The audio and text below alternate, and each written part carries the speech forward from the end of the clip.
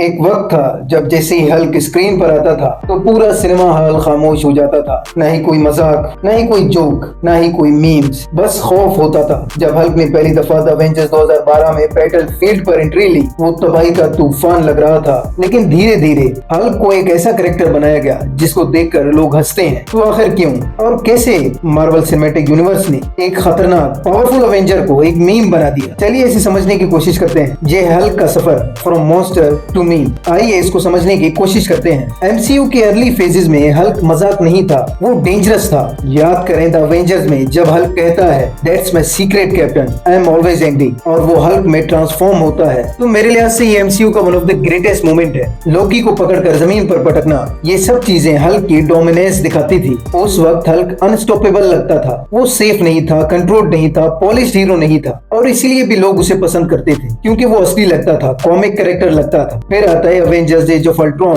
उसमें हल्क के कैरेक्टर को थोड़ा डीप दिखाया गया है, लेकिन फिर भी हल्क बस्टर फाइट सीन जब आप देखते हो, उसे विटनेस करते हो, तो वो मुकम्मल क्योस आपको पसंद आता है। बिल्डिंग्स गिरती हैं, लोग खतरे में हैं, ब्रूस हल्क पर कंट्रोल खो रहा है। यहाँ हल्क कोई हीरो नहीं बल्कि एक प्रॉब्लम था, और यही उसे इंटरेस्टिंग बनाता था। ब्रूस बैनर अपनी पावर से खुश नहीं था, वो उससे डरता था। हल्क उसका अंदरूनी गुस्सा था, ट्रॉमा था, उसकी बेचैनी थी। और यहाँ एमसीयू ने हमें हल्क की डार्कनेस फील करवाई थी। लेकिन ये ज्यादा देर तक नहीं चला। फिर आता है हमारे पास थोर रैग्नारोक। देखिए ग्लेडिएटर हल्क एंटरटेनिंग था, उसके फाइट्स जो अरीना में फाइट्स करता था वो जबरदस्त थे। लेकिन यहीं से हल्क का टोन बदलना शुरू हो जाता है और यहाँ पर हल्क बच्चों जैसा बोलना शुरू कर देता है। वो फनी लगता है, मजाक करता है। हल्क सेफ लगना शुरू हो जाता है, उसका डर कम होना शुरू हो जाता है, और पहली दफा हम हल्क को as a safe super hero देखते हैं। खैर ऑडियंस तो इसे एंजॉय करती है, लेकिन इस मूवी में हल्क मॉन्स्टर से एक एंटरटेनर बन जाता है। फिर उसके बाद आता है अवेंजर्स इन्फिनिटी वॉर। यहाँ पर हम थेनोस और हल्क का फाइट देखते हैं। देखो हल्क जो है सालों तक अनबीटेबल लगता था, लेकिन कुछ ही सेकंड्स में थेनोस उसे डिस्ट्रॉय कर देता है। वो हार जाता है और उसके बाद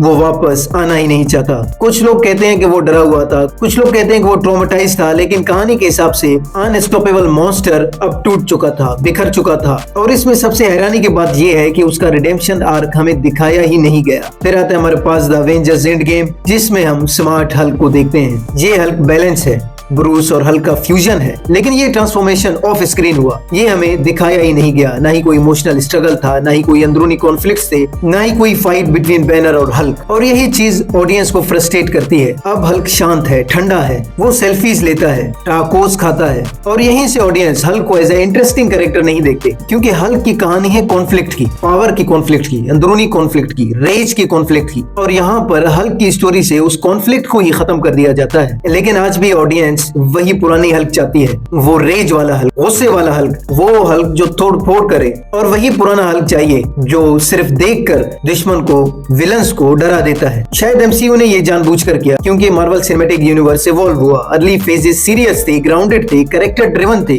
लेकिन बाद में टोन लाइट होता गया, फैमिली फ्रेंडली हो गया, और इसी वजह से हल्क को भी बदलना पड़ा। तो मेरे ज़हन में यही सवाल आता है, क्या हमने कुछ खो दिया? बिल्कुल, हमने हल्क को खो दिया, एक मॉन्स्टर को खो दिया। क्योंकि हल्क को मैं एज अ बीस्ट नहीं बता रहा, बल्कि वो एक सिंबल है। देखिए जो मॉन्स्टर्स हैं वो एक सिंबल होते हैं, वो अनकंट्रोल्ड गुस्सा रिप्रेजेंट करते हैं, अंदरूनी कॉन्फ्लिक्ट को रिप्रेजेंट करते हैं, दबाए हुए इमोशंस को रिप्रेजेंट करते हैं। और जब हम उस मॉन्स्टर को सॉफ्टन कर देते हैं तो उसकी गहराई भी हम खो देते हैं। हल्क की जर्नी सिर्फ सीजीआई फाइट्स की जर्नी नहीं थी, बल्कि ये स्टोरी टेलिंग की जर्नी था, टोन का जर्नी था। ये बताता है कि मॉडर्न सिनेमा कभी कभी डिस्कम्फर्ट से बचने की कोशिश करता है। स्मार्ट हल्क नेचुरल एवोल्यूशन था या कोई सेफ डिसीजन? जवाब शायद बीच में कहीं न कहीं छुपा हुआ है। लेकिन एक बात पक्की है कि हम स्मार्ट हल्क नहीं चाहते, हम वो गुस्से वाला हल्क ही चाहते हैं। तो मेरे लिहाज से ये था हल्क का सफर फ्रॉम मॉन्स्टर टू मीम। बाकी आप क्या सोचते हैं कमेंट सेक्शन मुझे लाजमी से बताएं। मिलते हैं जल्दी किसी और वीडियो में।